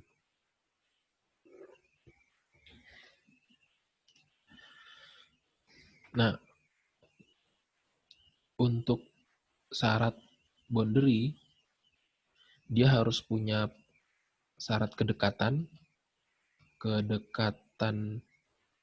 N4, vertikal horizontal, kedekatan diagonal, dan nilai intensitasnya sama atau memenuhi limit ini. Ini sih kita tentukan sendiri ya. Tidak berlaku umum. Karena untuk gambar yang misalnya ini, nilai intensitas hanya berkisar dari 0 sampai 7. Tidak mungkin kita tetapkan definisinya 5 seperti tadi. Ini bisa jadi satu region semua.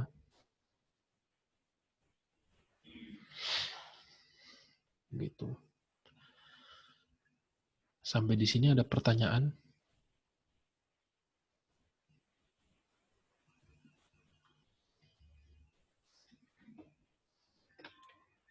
Memang definisi yang tadi disebutkan banyak sekali, itu terasa sangat panjang sebelum kita sampai pada ilustrasi ini. Tapi saya pikir masih bisa nangkap lah, karena basisnya adalah ini, yang kedekatan. Posisinya berdekatan pada area vertikal horizontal dan nilai intensitasnya berdekatan. Nanti baru kita telusurin satu-satu. Sampai ketemu pola seperti ini.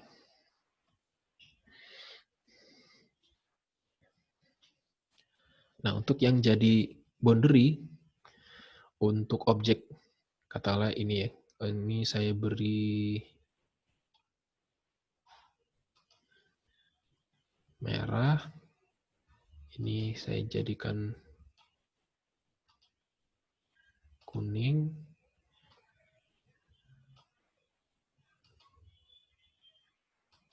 misalnya nih.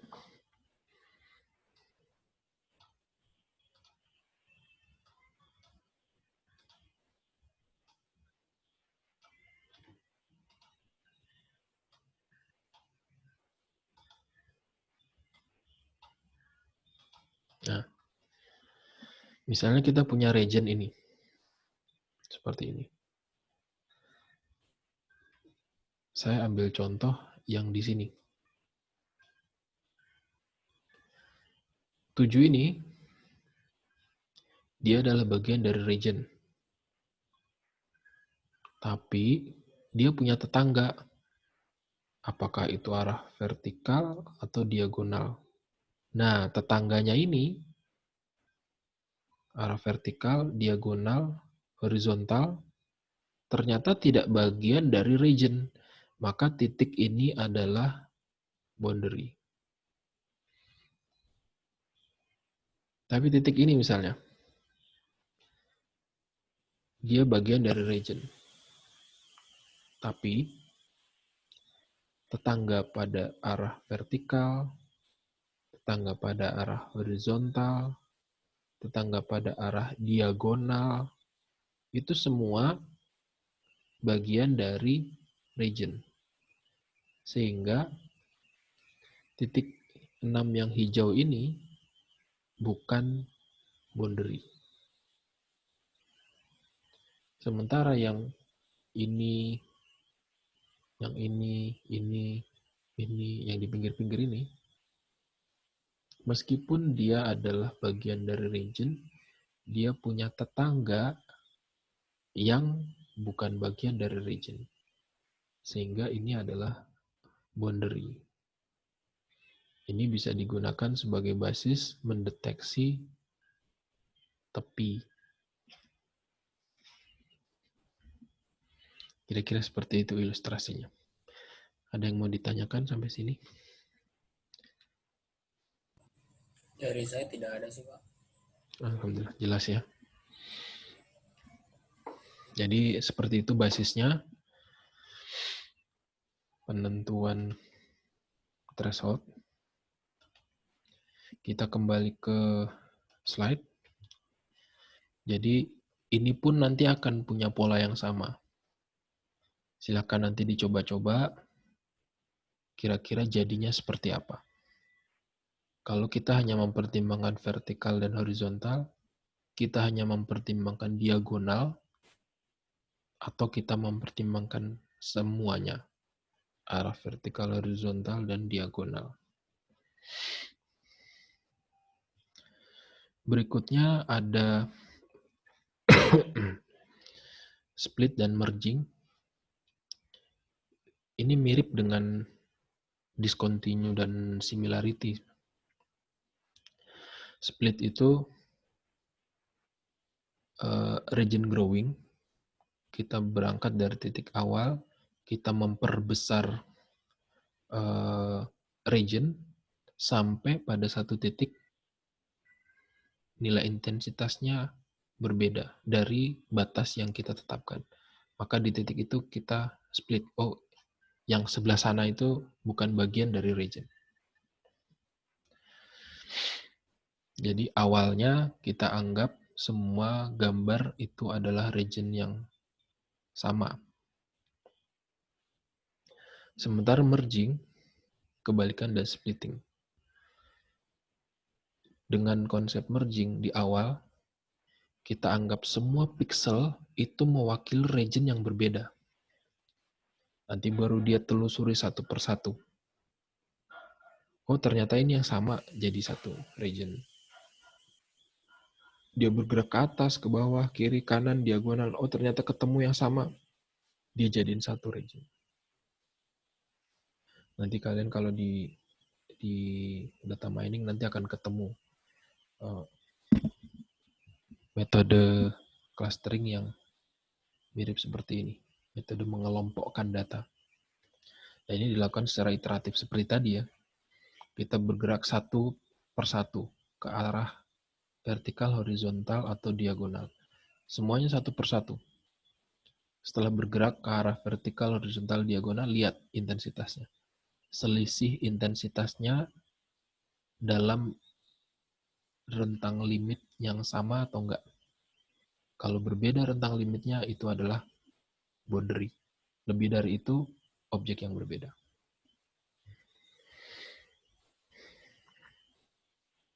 Ini contohnya. Jadi, pertama kita anggap semua gambar ini satu objek, satu region. Kemudian kita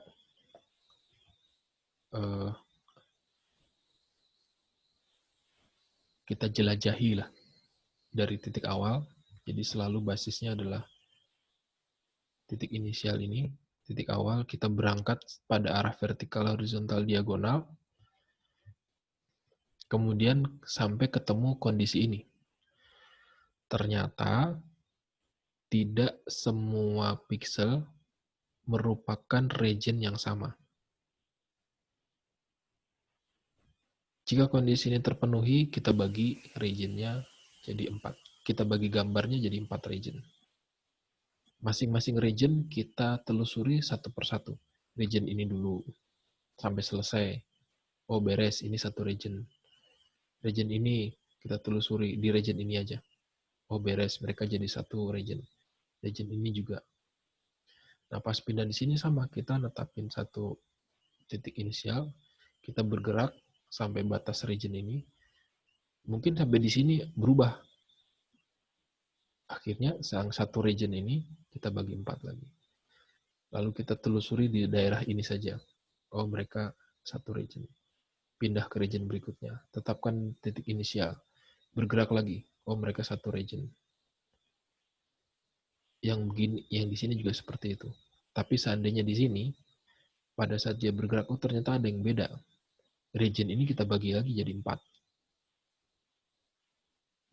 Sama polanya seperti ini. Ini tadinya dianggap sama, ketika ketemu berbeda, misalnya ke sini, ini dibagi 4. Mulai lagi dari awal. Ketemu yang berbeda ini dibagi 4. Mulai lagi dari awal. Seandainya di sini ketemu yang berbeda, ini dibagi lagi jadi 4. Hentikan jika tidak memungkinkan. Hentikan jika kondisi ini tidak lagi terpenuhi. Pada saat kita menelusuri satu daerah ini, sub-region ini, tidak ada lagi perbedaan intensitas lebih besar dari limit yang kita tetapkan. Ini contoh. Jadi di dalam gambar kita ada satu objek sebenarnya. Sementara ada daerah-daerah lain yang bisa kita anggap sebagai noise lah. Salah satunya ini sebenarnya bagian dari daun, batangnya tapi terlalu tipis.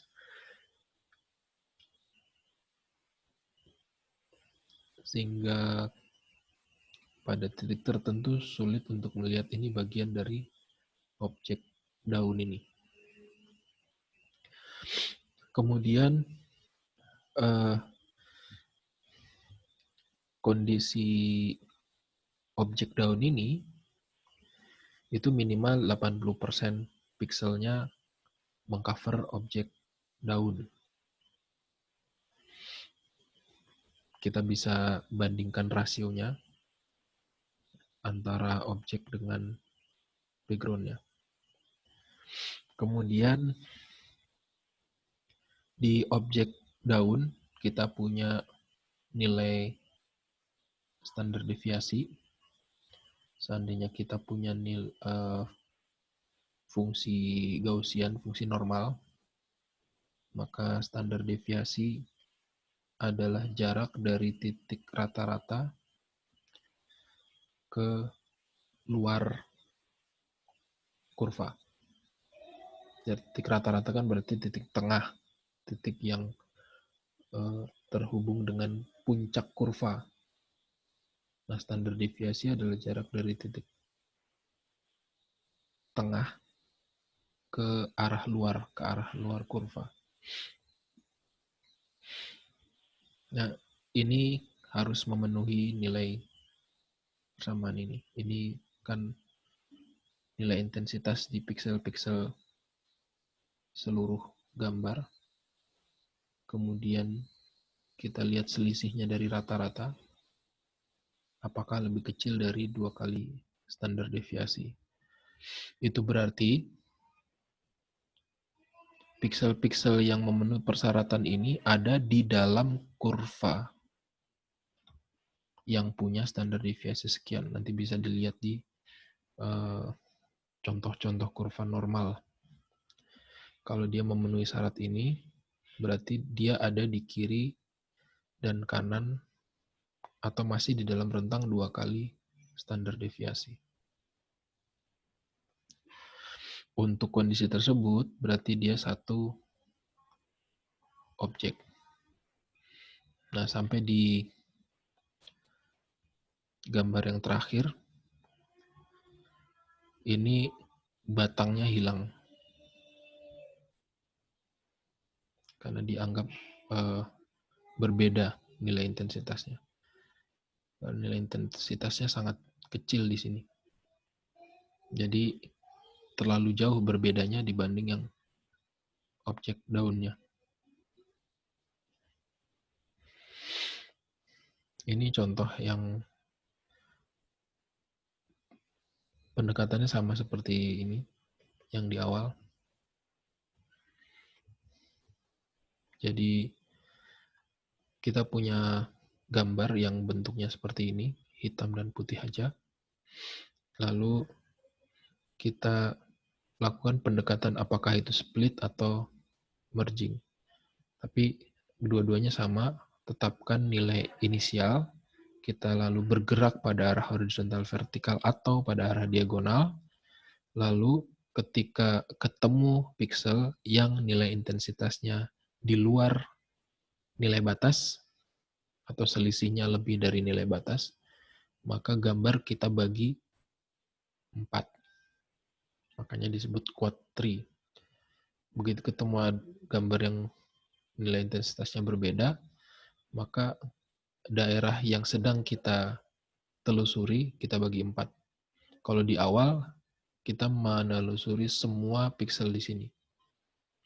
Ternyata ketika ada yang berbeda, kita bagi 4 semua gambar ini, kita telusuri lagi 1/4-1/4-nya. Kalau kebetulan ketemu yang berbeda, di bagian yang 1/4 ini, kita bagi lagi 4. Lalu mulai lagi dari yang 1/4-1/4-nya.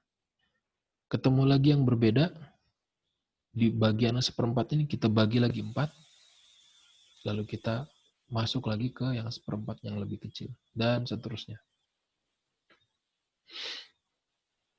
Nah, seperti ini ilustrasinya. Ini gambar awal, lalu kita bagi 4. Di sini 1/4-nya beres, 1. Pindah ke sini, oh ternyata harus dibagi lagi jadi 4. Setelah dibagi jadi 4, ternyata bentuknya seperti ini. Ini dan 3 yang lain berbeda. Pindah lagi ke sini, ternyata ketemu perbedaan, bagi 4. Ternyata polanya seperti ini. Dan 1/4 yang terakhir ternyata sama semua, jadi tidak perlu dibagi. Hasilnya seperti ini. Quad tree. Setiap node itu dibagi 4. Baru kita trace lagi ke masing-masing 4 ini. Nanti kalau masih ada perbedaan yang muncul, masing-masing sub node ini bagi lagi jadi 4. Itu yang disebut sebagai subtree. Ada pertanyaan sampai sini?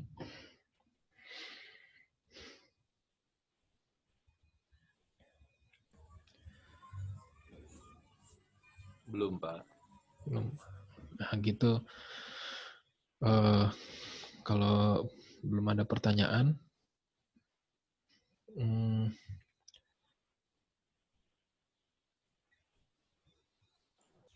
kita tinggal punya 2 pertemuan lagi ya sebelum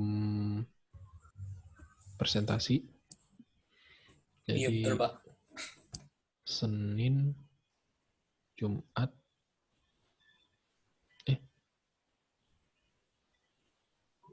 Jumat depan itu udah presentasi ya? Satu Iya, sih Pak. kan. Iya, Pak. Ya, oke. Tinggal 1 kali lagi. Jadi kita tinggal punya 1 kali lagi, tapi menurut saya nanti yang punya banyak, nggak apa-apa. Nanti kita gabung. Saya masih punya 2 tema. Mungkin akan kita gunakan pendekatan seperti yang di warna dan deteksi tepi kemarin ini, kita jadi 1 aja. Yang pertama adalah tekstur, yang kedua morfologi. Morfologi secara umum mirip-mirip dengan ini sih. Ada, ya intinya kita mencari batas, apakah itu batas yang terbentuk memang dari boundary-nya atau dari struktur inti atau istilahnya skeleton lah, mencari tulang gitu. Bentuk penyusunnya seperti apa. Kemudian kita memperbaiki kualitas gambar dengan menghapus dan membuat ulang gambar. Jadi mungkin ada noise kecil.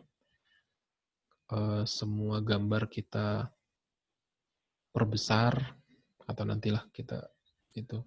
Tapi intinya morfologi itu akan mirip dengan yang pendekatan segmentasi ini. Basisnya similarity dan discontinue, tapi ada beberapa basis persamaan matematis yang dipakai untuk melakukan operasi morfologi. Jadi pertemuan terakhir mudah-mudahan kita bisa cover materi morfologi dan tekstur. Rencananya tekstur ada 2 contoh, LBP dan GLCM, Gray Level Co-occurrence Matrix. Dan di diktat saya baru ada HOG sih. Baik, mungkin pertemuan malam ini kita cukupkan sampai di sini. Kita ketemu lagi Senin depan. Kalau ada yang mau ditanyakan silahkan disampaikan di grup. Apakah itu, ya tentu ini terkait dengan tugas kelompok ya. Mudah-mudahan nanti hari Kamis depan saya sudah bisa menerima laporan masing-masing kelompok. Dan tentunya laporan dari setiap anggota kelompok ya, karena skenarionya kan setiap anggota kelompok mengerjakan 1 bagian. Betul, Pak. Kemudian kelompoknya semacam seperti merangkum lah dan mengambil kesimpulan dari beberapa pekerjaan anggota kelompok. Hasilnya dipresentasikan. Format laporan, format makalah dari jurnal Unpam. Mudah-mudahan kita nggak butuh waktu lama untuk mensubmitnya, karena format kasarnya udah ada, kontennya udah ada, tinggal nanti kita masukkan latar belakang lah. Paling itu. Baik, mungkin itu saja yang bisa saya sampaikan malam ini. Kita ketemu lagi hari Senin. Assalamualaikum warahmatullahi wabarakatuh. Waalaikumsalam warahmatullahi wabarakatuh. Makasih, Pak. Sama-sama. Sampai ketemu lagi. Baik, Pak. Baik, Pak.